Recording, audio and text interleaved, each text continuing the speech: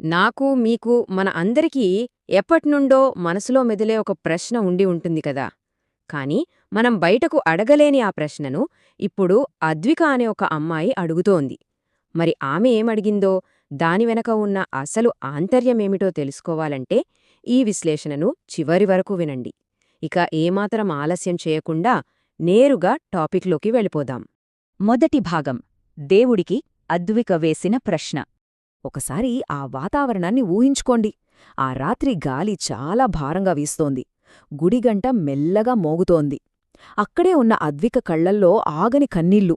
ఆ బాధను తట్టుకోలేక నాకసలీ జన్మే వద్దు దేవుడా అంటూ ఆకాశం వైపు చూసి గట్టిగా అరుస్తోంది. ఎందుకీ బంధాలు, ఎందుకీ విడిపోవడం అంటూ ఏకంగా ఆ సృష్టికర్తనే నిలదీస్తోంది. అయితే ఇక్కడ మనం గమనించాల్సిన ఒక ఆసక్తికరమైన విషయమేంటంటే, ఆమె వేదన కేవలం తన సొంత బాధ గురించి మాత్రమే కాదు. అసలీ బాధలు మనుషులకేనా లేక జంతువులకు కూడా ఉంటాయా అని ఆమె ఆలోచిస్తోంది. ఒక పక్షి తన బిడ్డను కోల్పోతే ఏడవదా? ఒక కుక్కను రోడ్డు మీద వదిలేసినప్పుడు దానికి బాధ ఉండదా? అడవిలో ఒంటరిగా తిరిగే జంతువులకు భయం వేయదా? ఏ పాపమూ ఎరుగని మూగజీవులు ఎందుకు ఇలా బాధపడాలి అని అడుగుతోంది. చాలా డీప్గా ఉంది కదా ఈ ఆలోచన. ఇక రెండవ భాగం అద్విక ప్రశ్నలకు ఆ వృద్ధ పూజారి ఇచ్చిన జవాబు. ఆమె అలా ఆక్రోశిస్తూ ఉంటే ఆ మాటలు విన్న ఒక వృద్ధ పూజారి కొన్ని క్షణాలు మౌనంగా ఉండిపోయాడు. ఆ తర్వాత నెమ్మదిగా ఆమె దగ్గరకు వచ్చి ఇలా అన్నాడు. తల్లీ, నువ్విప్పుడు దేవుణ్ణి ప్రశ్నిస్తున్నావు, బాగానే ఉంది.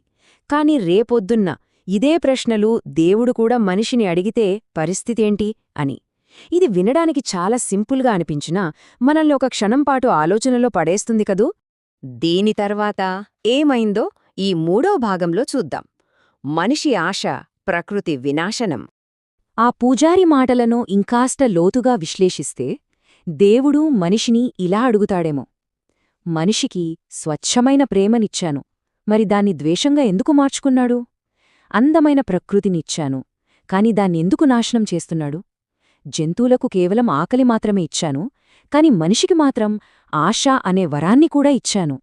అయినా సరే ఎందుకు తృప్తిగా ఉండలేకపోతున్నాడు అని. మనిషి స్వార్థాన్ని నేరుగా ఎత్తిచూపే ఈ మాటలు విన్నాక అద్వికకు ఏం మాట్లాడాలో అర్థం కాలేదు. ఒక్కసారిగా నిశ్శబ్దమైపోయింది. ఇక నాల్గవ భాగం చలిలో వణుకుతున్న చిన్న కుక్కపిల్ల. సరిగ్గా అదే సమయానికి గుడిబయట వాన మొదలైంది. ఒక చిన్న కుక్కపిల్ల చలికి వణుకుతూ ఆ గుడి మెట్ల దగ్గరకొచ్చింది.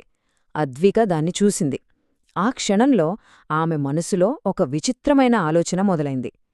పాపం, ఇది కూడా బాధపడుతోందా, లేక మనుషుల్లా తన బాధను మాటల్లో చెప్పుకోలేక ఇలా మౌనంగా భరిస్తోందా అని. ఐదవ భాగం ప్రాణానికి ఆశ్రయం, బాధకు ముగింపు. ఇంతసేపు జీవితం మీదే విరక్తి పుట్టి పీక్స్ ఆఫ్ డిప్రెషన్లో ఉన్న ఆమె వెంటనే ఏమాత్రం ఆలోచించకుండా ఆ కుక్కపిల్లను తన ఒడిలోకి తీసుకుంది. ఇక్కడొక గొప్ప సైకలాజికల్ షిఫ్ట్ మనం గమనించాలి. మరొక ప్రాణి పడుతున్న బాధను చూసి దానికి ఆశ్రయం ఇచ్చినప్పుడు చాలాసేపటి తర్వాత మొదటిసారిగా అద్విక ఏడుపు ఆగింది. అంటే ఇతరుల బాధను తీర్చడం ద్వారానే ఆమె తన స్వంత బాధను మర్చిపోగలిగిందనమాట. ఇదంతా చూస్తున్న ఆ వృద్ధ పూజారి పెదవులపై ఒక చిన్న చిరునవ్వు కనిపించింది. ఆయన అద్వికతో, చూశావ తల్లి, చనిపోవాలనుకున్న నువ్వే ఇప్పుడు ఇంకో ప్రాణానికి ఆశ్రయమయ్యావు అన్నాడు. ఎంత గొప్ప మాట కదండి. ఒక ప్రాణిని కాపాడటమనేది అంతిమంగా మనకే ఒక కొత్త జీవితాన్ని బ్రతకడానికొక కారణాన్నిస్తుందన్న అద్భుతమైన సత్యం ఇక్కడ మనకు స్పష్టంగా అర్థమవుతుంది. ఇక చివరిదైన ఆరవ భాగం మనల్ని మార్చే బాధలు. ఆ పూజారి మాటలకు అద్విక ఏమీ మాట్లాడలేదు. కాని ఆమె మనసులో, అలానే మనందరి మనసులో ఒక బలమైన ప్రశ్న మిగిలిపోయింది. మన జీవితంలోకి కొన్ని బాధలు నిజంగానే దేవుడు పంపిస్తాడా, లేక మనల్ని మార్చడానికి వచ్చిన మనుషుల రూపమావి?